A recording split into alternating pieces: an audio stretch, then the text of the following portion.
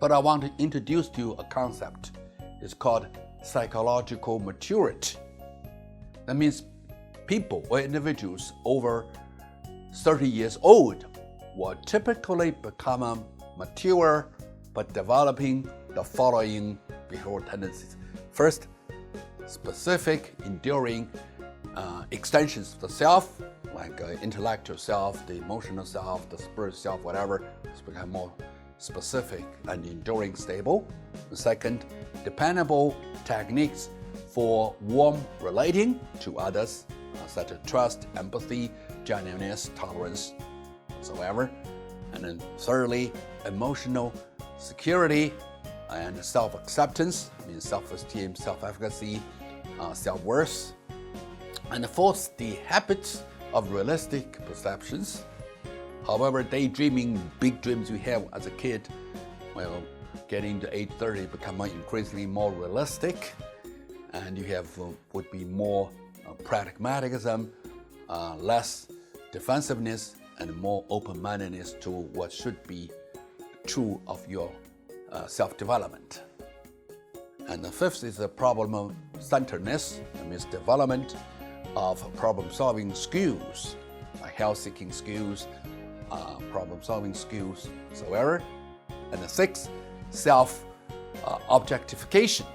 It means that you have the insight into one's own behavior, the ability to laugh at oneself, self-enhancing humor, and self-acceptance, self-cheering up.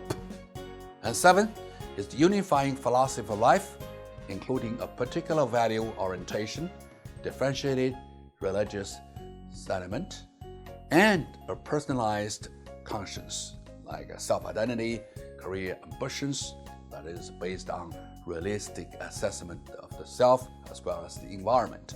And put up this together, that's called psychological maturity. Check how much you would take for yourself. So, as our poet would put it, what was once extrinsic and instrumental becomes intrinsic and empowering.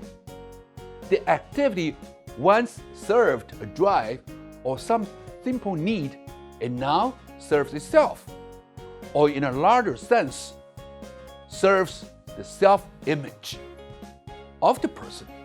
Childhood is no longer in the saddle, maturity, yes.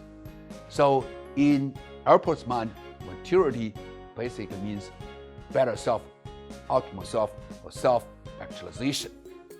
Now, we just talked about how to become a better self. What if you become a worse self? That means you used to be very kind, very gentle, very pleasant, very active, very energetic, and it becomes somebody else. You lost all those good qualities of yourself. What is that called, and what caused that? First, that's called depersonalization. It means you lose part of yourself. You become a different person, as we say in Chinese, 性情大变. And then what caused this? Basically, three causes.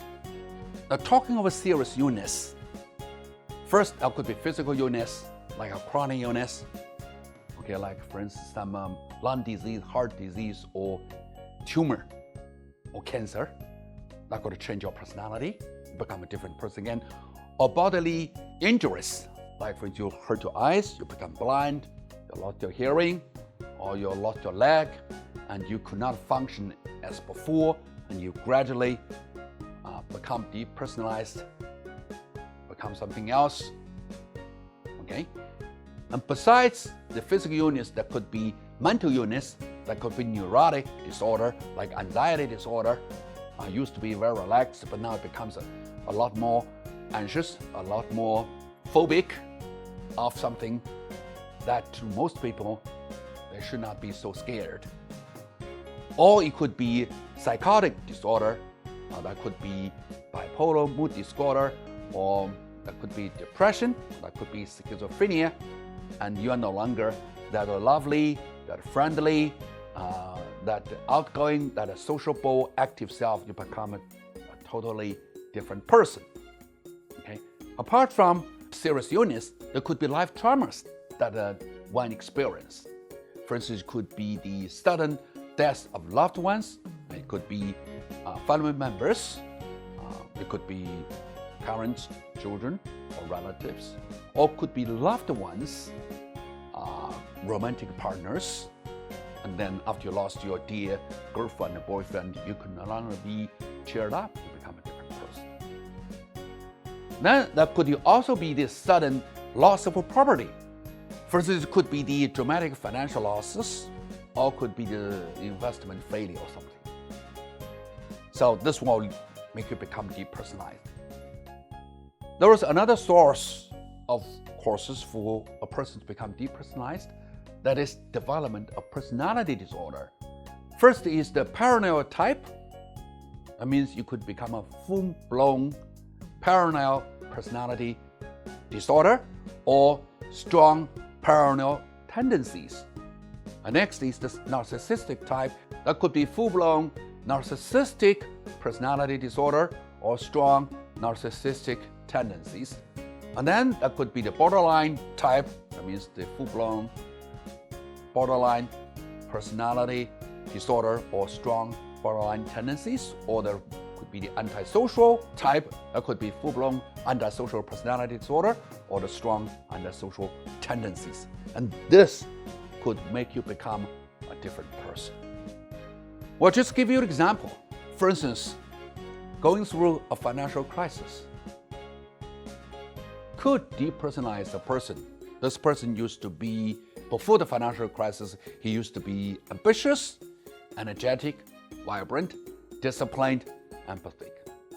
After a person had gone through the financial crisis and lost a huge sum of money, he could become lousy, passive, quiet, lazy and sloppy, and mean and cynical.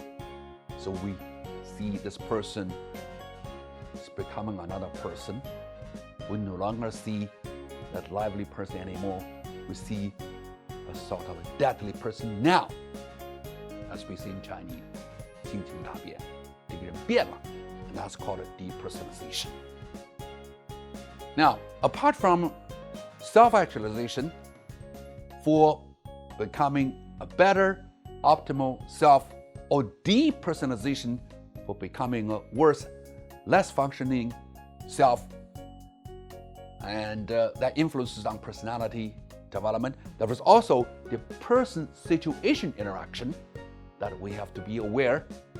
And Alpert recognizes the importance of the situations in explaining why a person does not behave the same way all the way through or all the time. Alpert called this person-situation interaction, which means one must take into account how one's traits will interact with the situation's explicit or implicit cues, needs, and demands.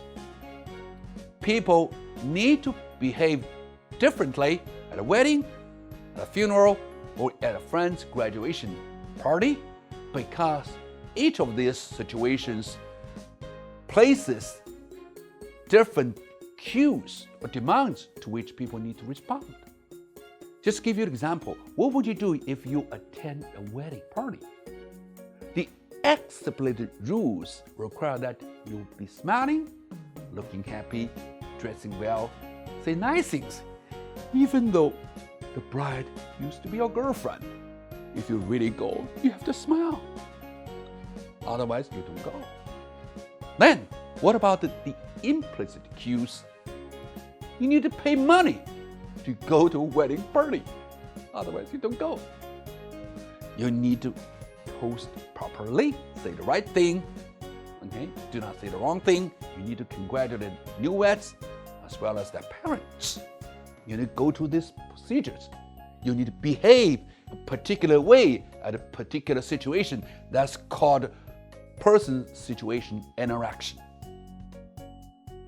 Okay. Alpert is also known for his emphasis on the uniqueness of each individual. And he emphasizes the utility of using idiographic research or in-depth study of individuals. The idiographic approach true study of personality focuses on the pattern or organization of the traits within the person rather than on how the person's traits are different from others. And Alport himself published 172 letters of a woman just to describe her personality. Now we call that ethnographic approach to study of a person.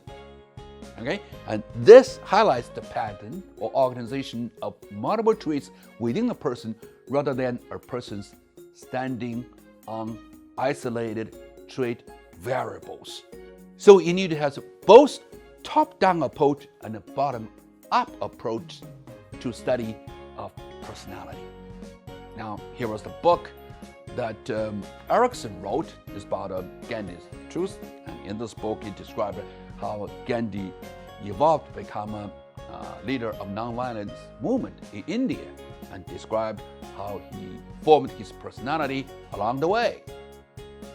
To conclude, let's look at Alport's credits in study of personality. For setting out to teach the first personality course in psychology, for studying his research with the lexical approach, for using traits to describe and define individual differences, for advocating for diversified methods to study personality, and for recognizing human potentials for self-change. Alport series is also one of the first humanist theories of psychology that would influence many others to come, including George Kelly, Abraham Maslow, and Carl Rogers. And Alport is also one of those theorists who was so right about so many things that his ideas have simply passed on into the spirit of the times, as much like Freud, Carl Jung, and others. So that is about Alport.